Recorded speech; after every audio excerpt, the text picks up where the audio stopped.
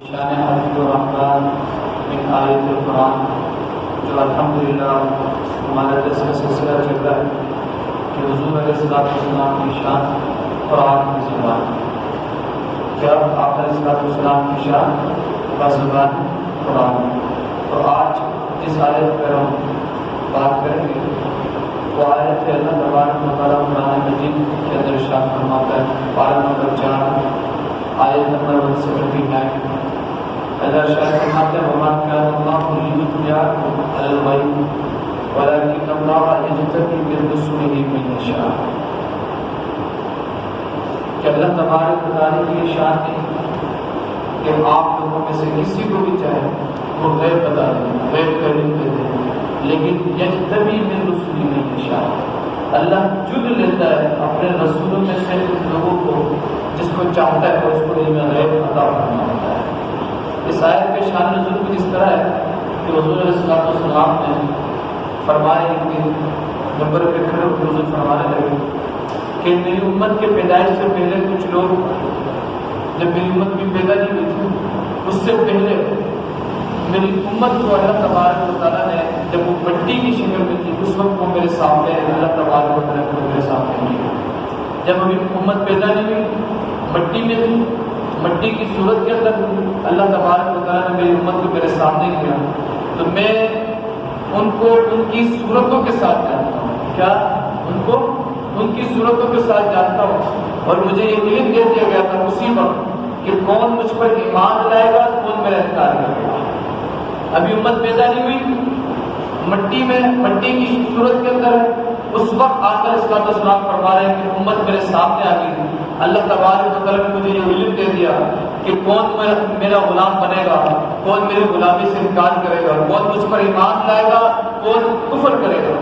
جب یہ بات منافقوں کو پہنچی نا، منافقین بھی بیٹھے ہوتے مجلسوں میں، تو منافقین کو جب یہ بات پہنچی تو وہ ہنسنے لگے، مذاق کرنے لگے اور کہنے لگے کہ ہم ان کے ساتھ رہتے ہیں، ان کے مجلس میں بیٹھے رہتے ہیں، یہ ہم کو تو پہچانتے نہیں ہے. معاذ اللہ سما معاذ اللہ، حضور کی متعلق یہ بات کرنے لگے، معاذ اللہ یہ ہمیں تو پہچانتے نہیں ہے. اور کہتے ہیں کہ اس وقت امت کی پیدائش سے پہلے یہ آخر اسلام ساروں کو جانتے تھے کہ کون ایمان لے کر آئے گا، کون ایمان نہیں لے کر آئے گا. جب آخر اسلام کے متعلق منافقوں نے یہ بات کی تو حضور علیہ السلام ممبر پہ کھڑے ہوئے. ہم تو ثنا کے بعد آخر السلام کو بڑا جلال تھا، آپ کا چہرہ بڑا متغیر تھا. آپ فرمانے لگے ان لوگوں کو کیا حال ہے جو میرے علم پر اعتراض کرتے ہیں، ان لوگوں کا کیا حال ہے، وہ کیسے برے لوگ ہیں جو میرے علم پر اعتراض کرتے ہیں. تم میں سے جس کو جو سوال کرنا قیامت تک کے ہونے والے تمام لوگوں کی متعلق مجھ سے سوال کرنا، جو پوچھ رہا ہے قیامت تک جو ہونے والا ہے ہر بندہ مجھ سے پوچھے میں جواب دوں گا. آپ علیہ السلام نے اتنے جلال کے اندر جب یہ پر اشارہ فرمایا تو ایک شخص کھڑا ہوا کہنے لگا یا رسول اللہ مجھے یہ نہ بتا میرا باپ کون ہے. میرے آقا نے فرمایا تیرا باپ عبداللہ ہے، تیرے باپ کے باپ کا نام یہ، تیرے باپ کے باپ کے باپ کا نام یہ، تیرے پردادا کا نام یہ. ایک صحابی کھڑے ہوئے کہنے لگے یا رسول اللہ میرے باپ کا کیا نام ہے. آپ علیہ السلام نے فرمایا تیرے باپ کا نام سالم ہے، ان کا نام موسیٰ ہے، ان کا نام شفیع ہے.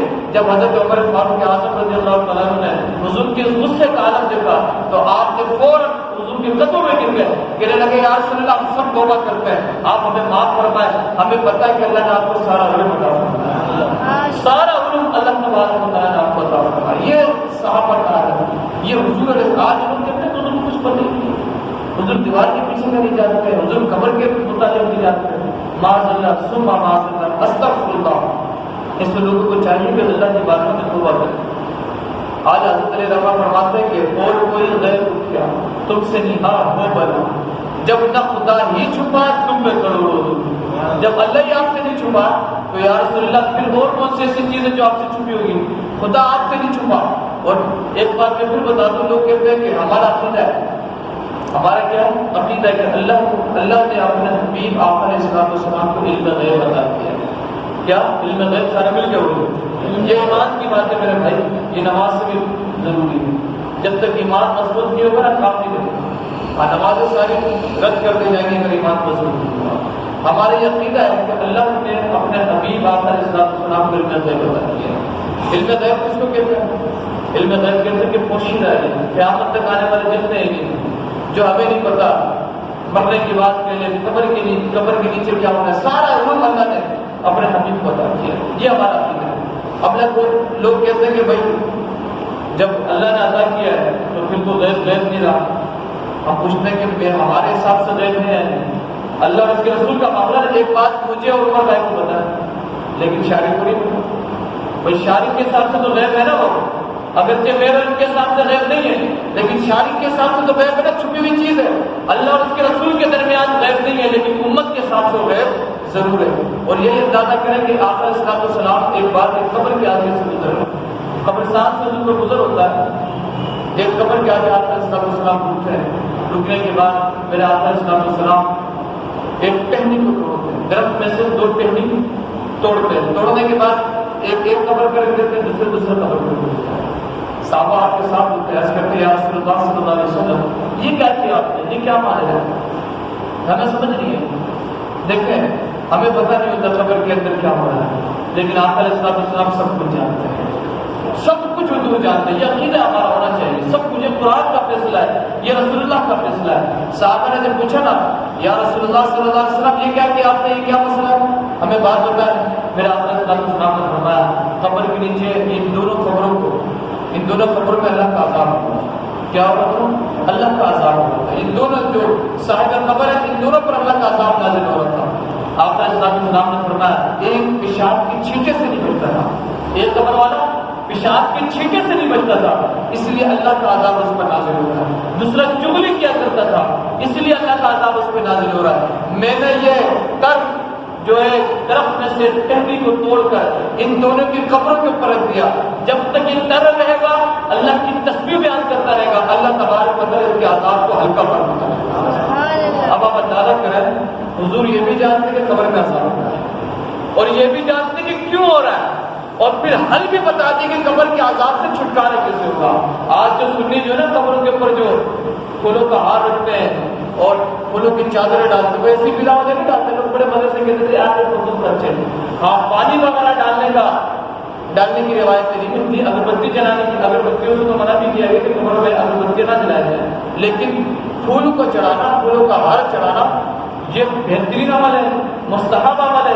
جب تک پھول تر رہتے ہیں اللہ تبارک و تعالیٰ کی تسبیح بیان کرتے رہتے ہیں. اللہ کی تسبیح بیان کرنے کی وجہ سے اللہ صاحب قبر پر اپنا عذاب ہلکا فرماتا ہے، اور بسا اوقات اللہ ان کے درجات کو بلند کی عطا فرماتا ہے.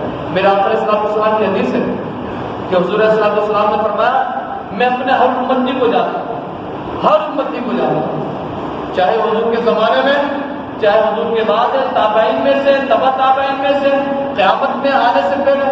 میرا آقا علیہ السلام فرماتے ہیں میں اپنے ہر امتی کو جانتا ہوں، اس طرح جانتا ہوں جس طرح تم اپنے برابر والے ساتھی کو جانتے ہو، میں ایسے اپنے ہر امتی کو جانتا ہوں.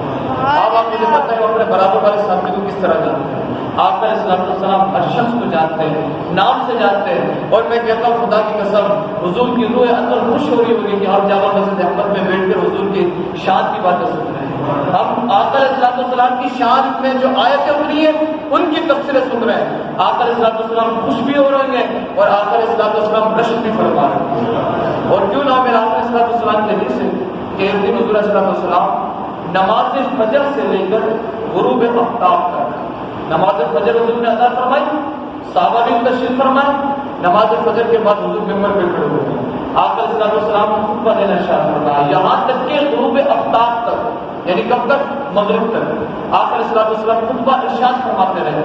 بیچ میں نماز عصر، نماز ظہر کا جو وقت آیا صحابہ فرماتے صرف ہم نے نماز ادا کی، اس کے علاوہ کوئی کام نہیں کیا، مسجد سے باہر بھی نہیں گئے، کھانا بھی نہیں کھایا، پانی بھی نہیں پیا، کچھ بھی نہیں کیا. بس نماز عصر اور نماز ظہر کا وقفہ ہوا، یہ دونوں نمازیں ادا کی گئی. پھر حضور کھڑے ہو گئے اور اس کے علاوہ کوئی باتیں نہیں ہوئی، کوئی کام ہم نے نہیں کیا. آقا علیہ السلام پورا خطبہ نماز غروب تک ارشاد فرماتے رہے. صحابہ فرماتے ہیں کہ حضور علیہ السلام نے قیامت تک کے ہونے والے سارے واقعات ہمیں بتا دیے. بولے بلند آواز سے بولے نماز فجر سے لے کر نماز غروب تک حضور نے خطبہ ارشاد فرمایا. قیامت تک آنے والے سارے علوم، ساری باتیں، ساری حقیقت حضور نے ارشاد فرما دی. صحابہ فرماتے ہیں کہ ہم میں سب سے زیادہ جو علم والا ہے وہ وہی ہے جس نے ساری باتیں یاد رکھی. اللہ نے جس کو یاد رکھنا چاہا اس نے یاد رکھا, جو بھول گیا وہ بھول گیا, لیکن حضور نے قیامت تک ساری باتیں ہمیں ارشاد فرمائی. یہ آپ بتائیں کہ لوگ کہتے ہیں کہ حضور کو کچھ پتہ نہیں, ماں سے سننا ماں سے, یار کیسی باتیں کر رہے ہیں, یہ جھگڑا یہ ذات جھگڑا کرنے کے لیے ہے, یہ تو ذات وہ ہے کہ جس کے آگے محبت کے ساتھ چلنا ہے. میرا آقا علیہ السلام جنگ بدر کے موقع پر, جنگ بدر کی جب صفیں تیار کر لی گئی, رات کا وقت تھا, آقا علیہ السلام کے ہاتھ میں ایک چھڑی ہے. صحابہ کرام تشریف فرمائے, رات میں حضور علیہ السلام فرما رہے ہیں فلاں منافق ایک لکیر کھینچی حضور نے کہ فلاں منافق یہاں مرے گا, ایک لکیر کھینچی کہ فلاں منافق یہاں مرے گا, ایک لکیر کھینچی فلاں منافق یہاں مرے گا. آقا علیہ السلام نے منافقوں کا نام لے لے کر حضور نے فرمایا کہ فلاں ادھر مرے گا, فلاں ادھر مرے گا, فلاں اس وقت ادھر مرے گا, فلاں اس وقت ادھر مرے گا.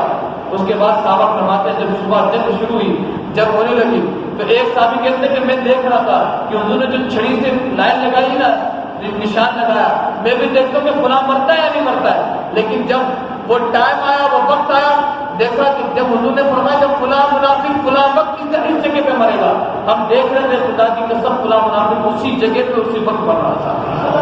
جہاں جہاں حضور نے نشان لگایا خدا کی قسم ایک انچ بھی کوئی ادھر سے ادھر نہیں ہلا, جہاں حضور نے نشان لگایا اسی جگہ پہ گرا, اسی وقت مرا. اب آپ بتائیں یہ علم غیب نہیں ہے کیا ہے, یہ شان ہے, یہ تو آخر اس کا سلام کی بات ہے. حضور کی ذات تو بڑی ذات ہے, حضور کی بارگاہ تو بڑی بارگاہ ہے. میرے آقا حضور غوث اعظم کا عالم یہ کہ حضور غوث اعظم فرماتے ہیں کہ اللہ نے پوری دنیا کو اللہ نے میرے ہتھیلی میں ایسے رکھ دیا جیسے رائی کا دانہ ہوتا ہے. رائی کا دانہ آپ کے ہاتھ میں ہو تو آپ کیسے دیکھتے ہیں, ادھر سے بھی دیکھتے ہیں, ادھر سے بھی دیکھتے ہیں, تو آپ اندازہ کریں حضور غوث اعظم کی شان یہ شان خدمت گار ہوگی تو سرکار کا عالم کیا ہوگا. اللہ تبارک و تعالیٰ ہم سب کو صحیح معنوں میں اپنے عقیدے کو محفوظ رکھنے, اس پر قائم و دائم رہنے کی توفیق عطا فرمائے, اور غلط عقیدوں سے